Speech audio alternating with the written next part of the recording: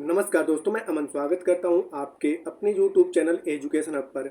यह भारतीय राज्य व्यवस्था के महत्वपूर्ण प्रश्नोत्तर का 17वां सीरीज है और इसमें हम उन प्रश्नों को लेकर आते हैं जो विभिन्न सारे एग्जामों में पूछे गए हैं और जिन्हें फिर से पूछे जाने की संभावना है। तो अगर अभी भी आपने चैनल को सब्सक्राइब नहीं किया है तो चैनल को सब्सक्राइब अवश्य कर लें तथा इस PDF को प्राप्त करने के लिए आप हमारे टेलीग्राम से जुड़ सकते हैं, जिसका लिंक वीडियो के डिस्क्रिप्शन में दिया हुआ है। तो चलिए आप बढ़ते हैं पहले क्वेश्चन से।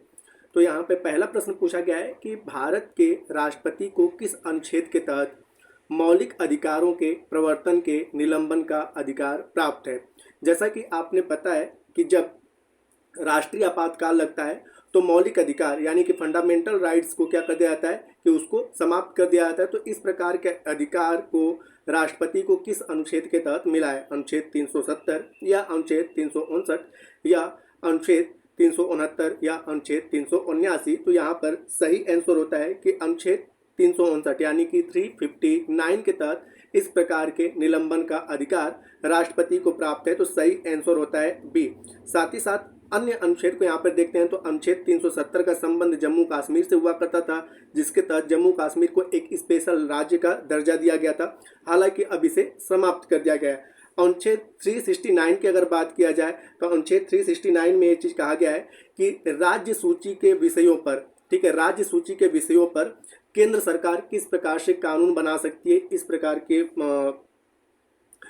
प्रकार का वर्णन जो है अनुच्छेद 369 में किया गया है। जैसा कि आपने पता है कि राज्य सूची के विषयों पर कानून बनाने का अधिकार केवल राज्य सरकार को होता है, लेकिन यहाँ पे कहा गया है 369 में कि अगर केंद्र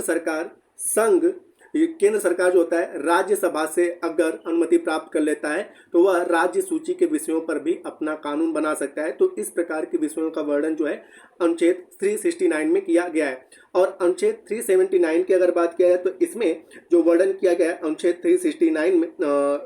379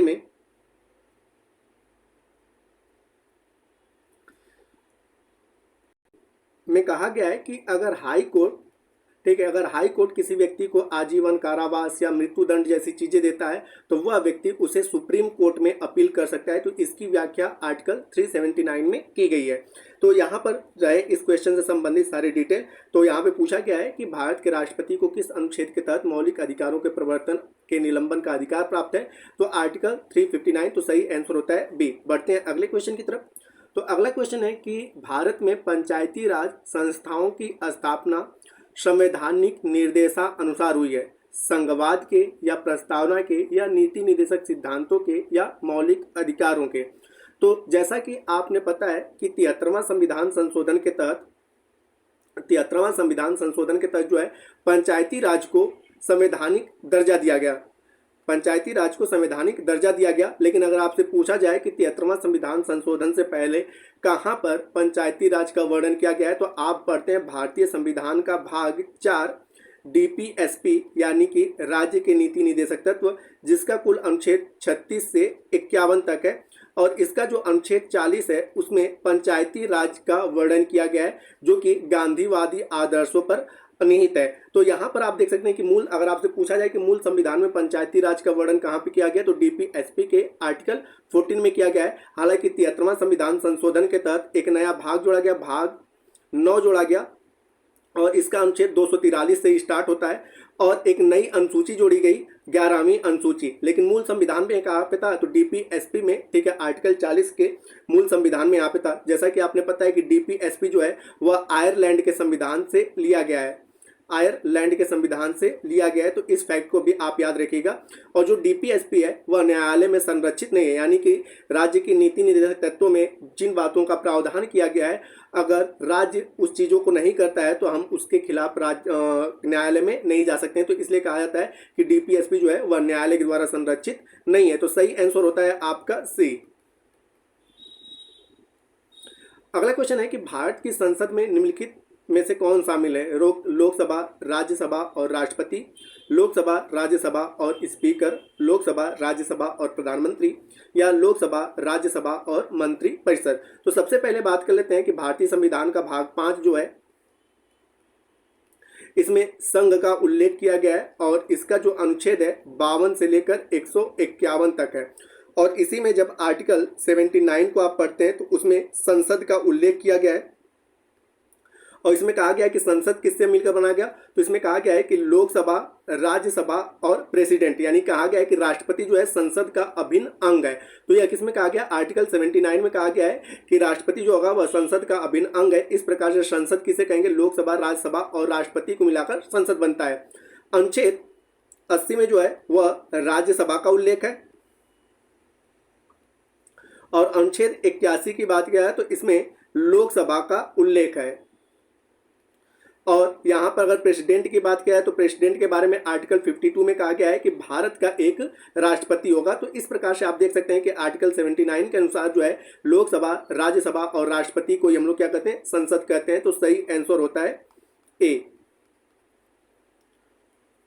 अगला क्वेश्चन है कि पंचायत की वित्तीय स्थिति की समीक्षा कौन करता है, accountant general of India, governor, राज्य वित्त आयोग या राज्य का विधानसभा।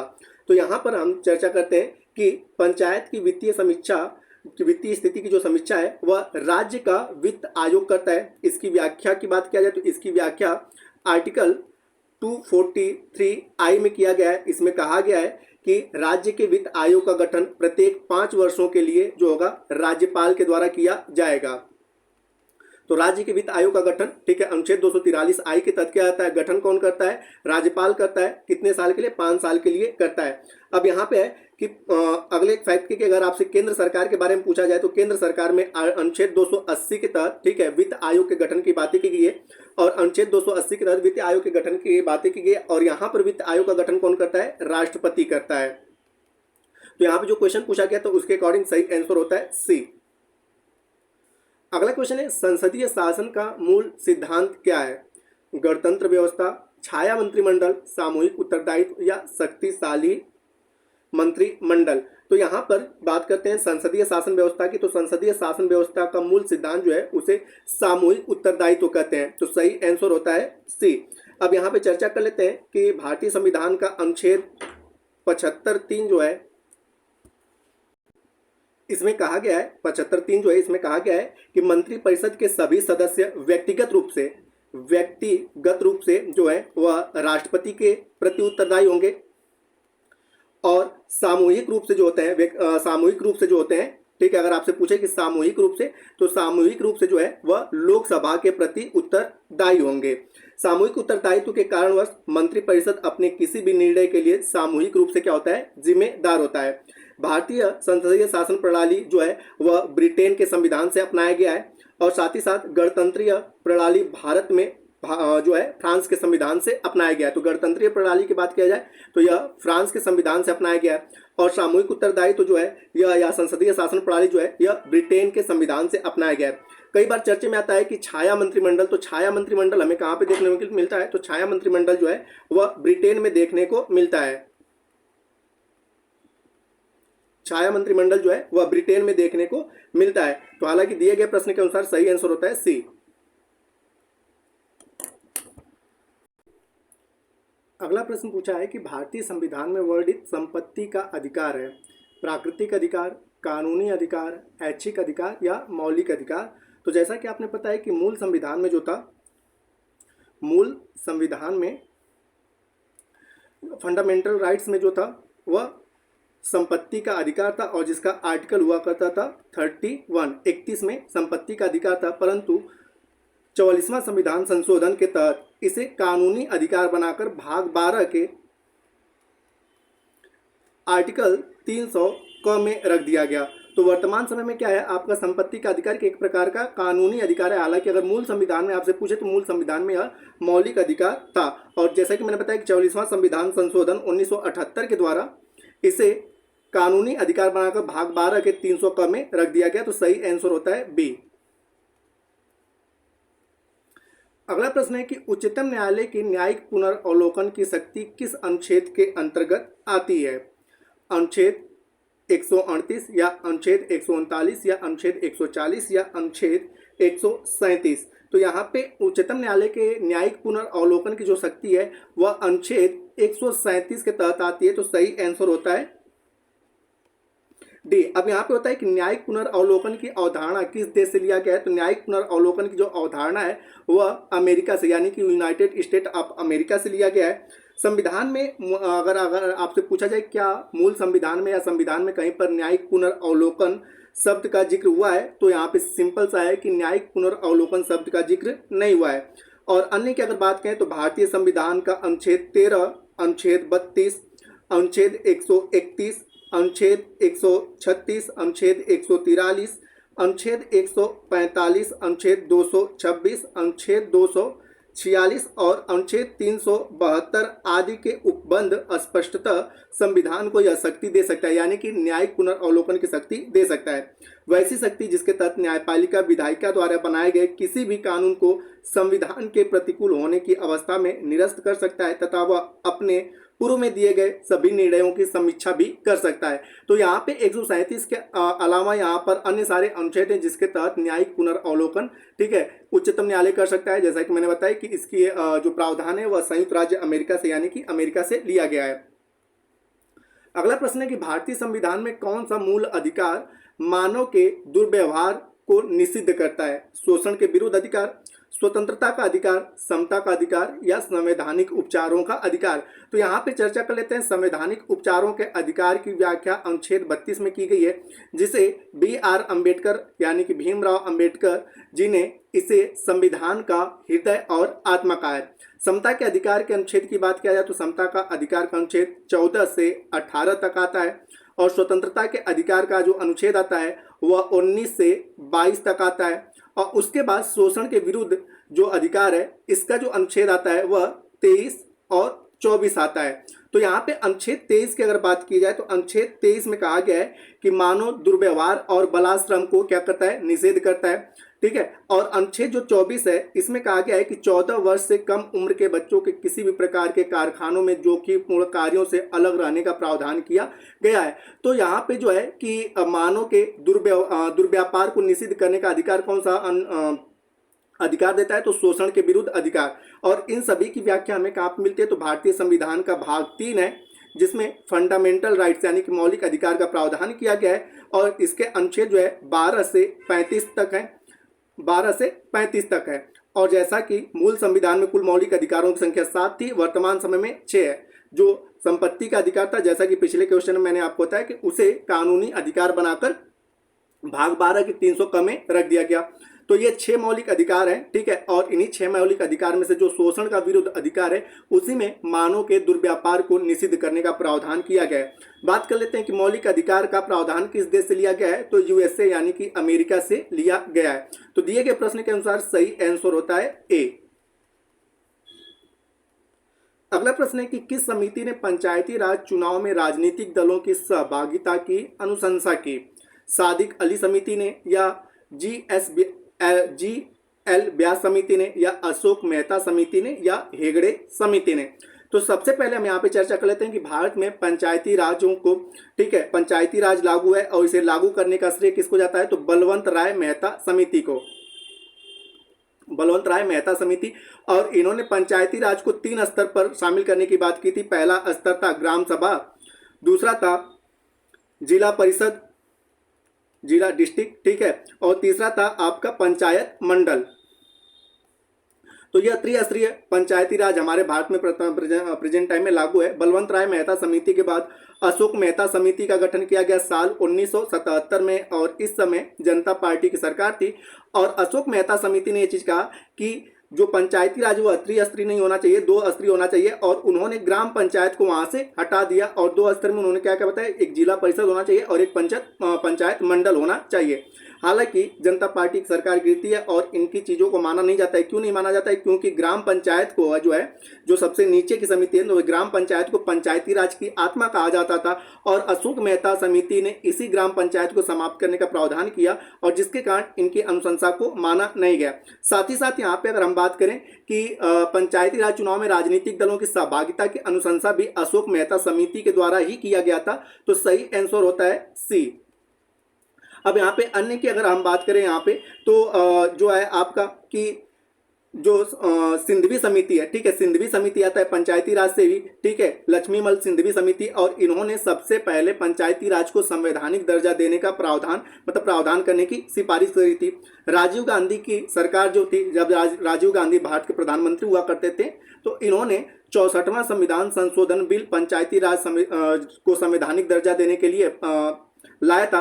हालांकि लोकसभा से तो पास हुआ लेकिन राज्यसभा से पास नहीं हुआ। तो इस प्रकार से ठीक है, पंचायती राज को संवैधानिक दर्जा नहीं मिला। पंचायती राज को संवैधानिक दर्जा कब मिला? तो 73वां संविधान संशोधन के तहत मिला।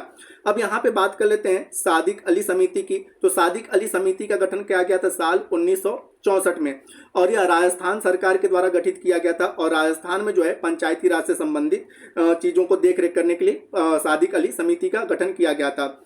जी.एल. व्यास समिति की अगर बात किया है तो जी.एल. व्यास समिति का गठन जो है साल 1973 में किया गया था और इस समिति ने ग्राम सेवक और सचिव को प्रत्येक पंचायत में नियुक्त करने की सिफारिश किया था। कि वर्तमान समय में आप देखते हैं ग्राम सेवक हैं और सचिव हैं, इनको नियुक्त करने की सिफारिश जो है वह जी.एल. व्यास समिति के द्वारा किया गया था। हेगड़े समिति की अगर बात करें तो हेगड़े समिति जो आपने सुनते होंगे कि जो आसपा कानून होता है, स्पेशल जो कानून होता है उसके संबंध में है कि हेगड़े समिति जो है इसका गठन साल 2013 में किया गया था और सशस्त्र बल विशेषाधिकार के लागू होने के संबंध में है कि किस प्रकार से सशस्त्र बल अपने विशेषाधिकार कानून का दुरुपयोग करता है, इसको कहां तक यूज करना चाहिए, कहां तक इसे यूज नहीं करना चाहिए, इसके संबंध में है। तो यहाँ पे हेगड़े समिति का संबंध जो 2013 में गठित किया गया था सशस्त्र बल विशेषाधिकार के लागू होने के संबंध में किया गया था। तो हालांकि दिए गए प्रश्न के अनुसार सही आंसर होता है सी।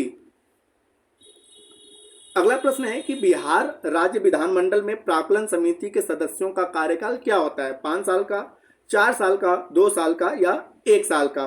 तो अब यहाँ पे बात करते हैं कि बिहार राज्य का विधानमंडल हो या किसी भी राज्य का विधानमंडल हो, वहां पर जो होता है प्राक्कलन समिति के सदस्यों का जो कार्यकाल होता है वह 2 वर्ष का होता है। अगर राज्य का विधानमंडल है तो उस कंडीशन में प्राक्कलन समिति के सदस्यों का जो कार्यकाल होता है 2 वर्ष का होता है। लेकिन केंद्र में जो प्राक्कलन समिति है इनके सदस्यों का कार्यकाल जो होता है 1 साल का होता है अगर केंद्र की बात करें तो। और राज्य की अगर बात किया जाए कि राज्य में जो प्राक्कलन समिति होता है उनके सदस्यों का कार्यकाल जो होता है 2 साल का होता है। अब यहाँ पे बिहार का आया है तो यहाँ पे पूछ लेते हैं, मतलब जान लेते हैं कि बिहार में जो प्राक्कलन समिति है, प्राक्कलन समिति बिहार का, तो इस समिति में कुल अधिकतम सदस्यों की संख्या जो है वह 25 होती है और 25 में से जो होते हैं वह 19 जो आते हैं विधानसभा से आते हैं और उसके बाद 6 जो हैं वह विधान परिषद से आते हैं।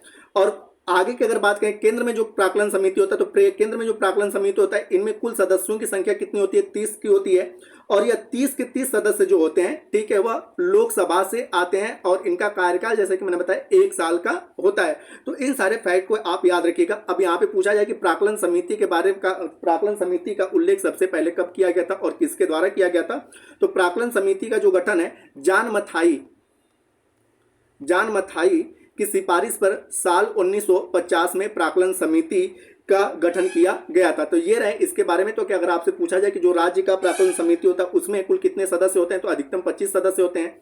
19 सदस्य जो होते हैं विधानसभा से और 6 सदस्य विधान परिषद से आते हैं। लेकिन जो केंद्र का प्राक्कलन समिति होता है यह सबसे बड़ी समिति है जिसमें कुल 30 सदस्य होते हैं और 30 के 30 सदस्य जो होते हैं लोकसभा से आते हैं। इनका कार्यकाल 1 साल का होता है। तो दिए गए प्रश्न के अनुसार सही आंसर होता है सी।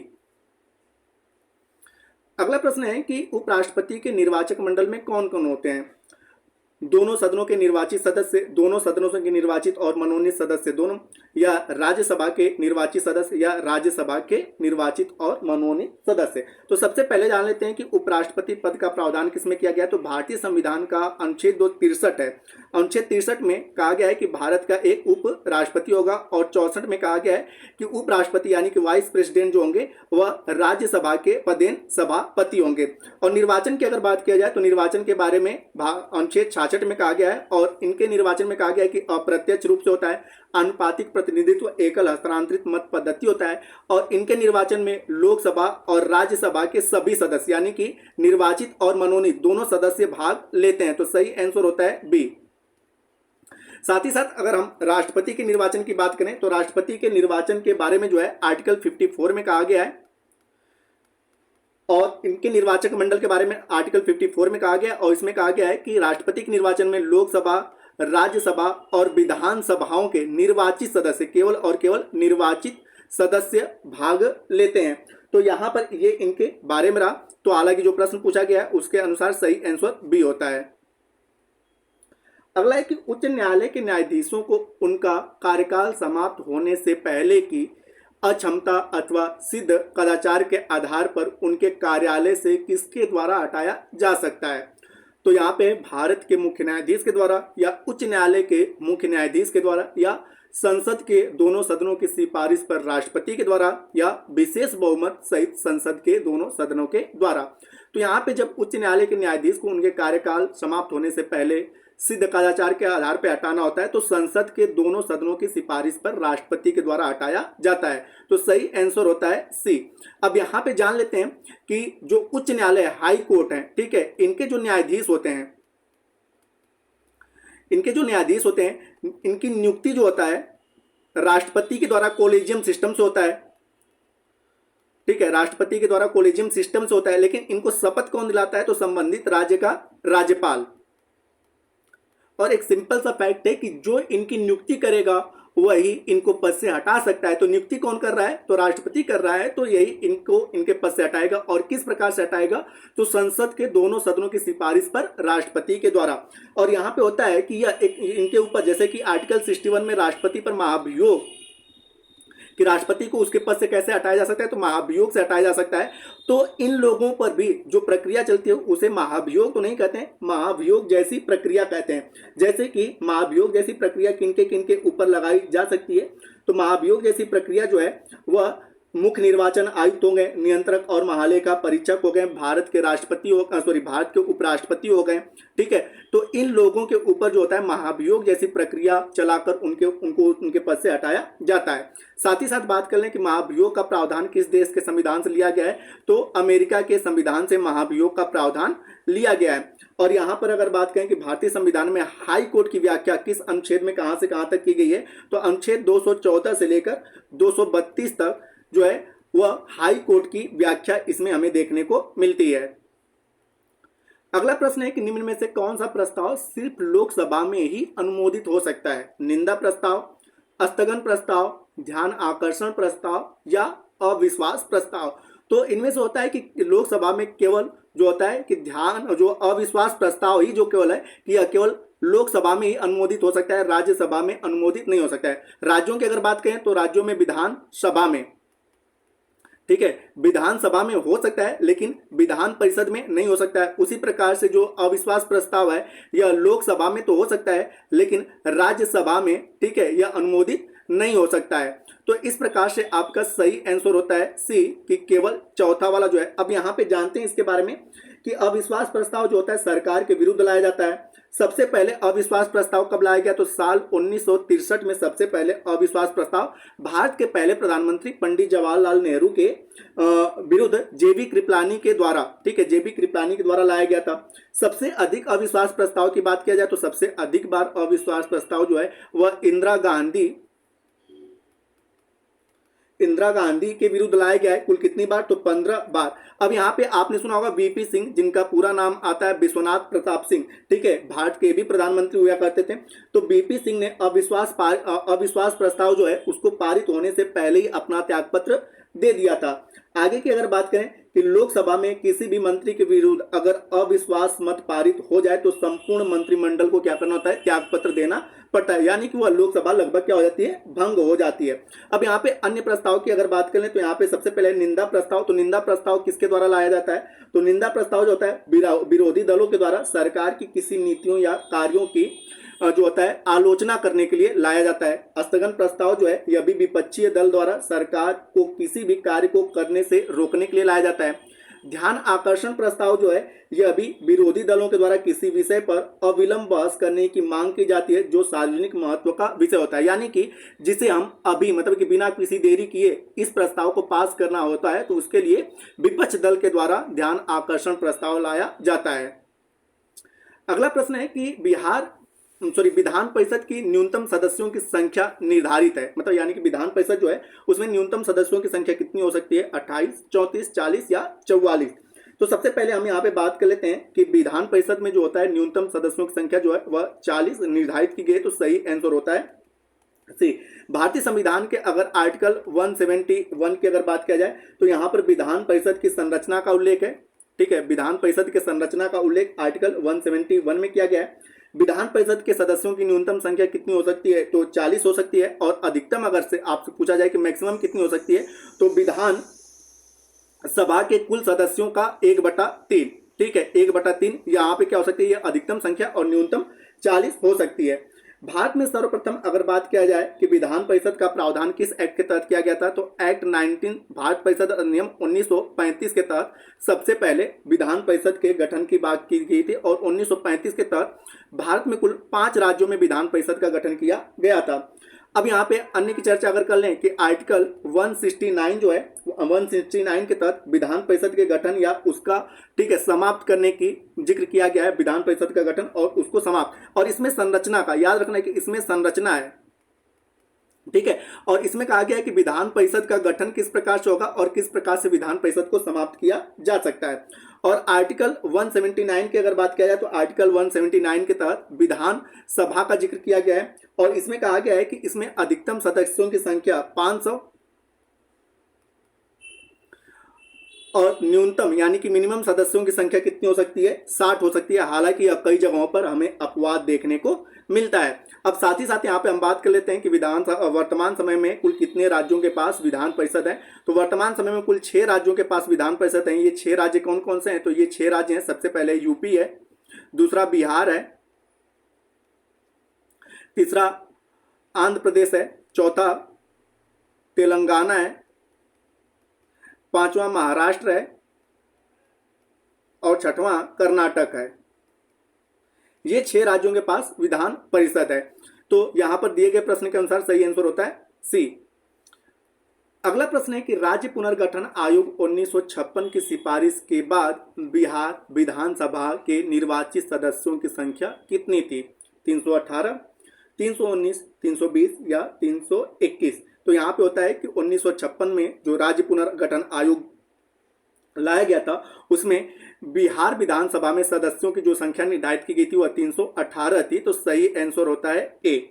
अब यहाँ पे बात कर लेते हैं कि जो 1952 में चुनाव हुआ था विधानसभा का, मतलब कि बिहार में विधानसभा का जो चुनाव हुआ था साल 1952 में, इसमें जो था कि विधानसभा के बिहार में विधानसभा के सदस्यों की संख्या जो थी 330 प्लस 1 थी। उसके बाद साल 1977 में बिहार विधानसभा में सदस्यों की संख्या 325 कर दी गई।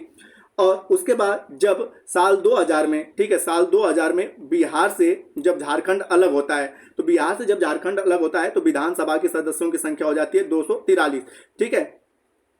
तो वर्तमान समय में बिहार की स्थिति क्या है, तो वर्तमान समय में बिहार की जो है विधान सभा में 243 लोग हैं। विधान परिषद की अगर बात किया जाए तो विधान परिषद में 75 लोग हैं। लोकसभा की अगर बात किया जाए तो लोकसभा में बिहार से कुल 40 प्रतिनिधि जाते हैं। और राज्यसभा में अगर बात किया जाए तो राज्यसभा में बिहार से कुल जो होते हैं वह 16 प्रतिनिधि जाते हैं। यह वर्तमान समय की स्थिति है। तो दोस्तों यह था 17वां पॉलिटी का जो है भारतीय राज्य व्यवस्था के महत्वपूर्ण प्रश्नोत्तर का यह 17वां सीरीज था। उम्मीद करता हूं कि आपको यह वीडियो पसंद आया होगा। वीडियो पसंद आया तो वीडियो को लाइक करें, कमेंट करें तथा अपने दोस्तों के साथ शेयर करें। और चैनल पर नए हैं तो चैनल को सब्सक्राइब अवश्य करें। तथा इस पीडीएफ के लिए आप हमारे टेलीग्राम से जुड़ सकते हैं जिसका लिंक वीडियो के डिस्क्रिप्शन में दिया हुआ है। तो वीडियो के अंत तक बने रहने के लिए धन्यवाद। मिलते हैं जल्दी नेक्स्ट वीडियो में।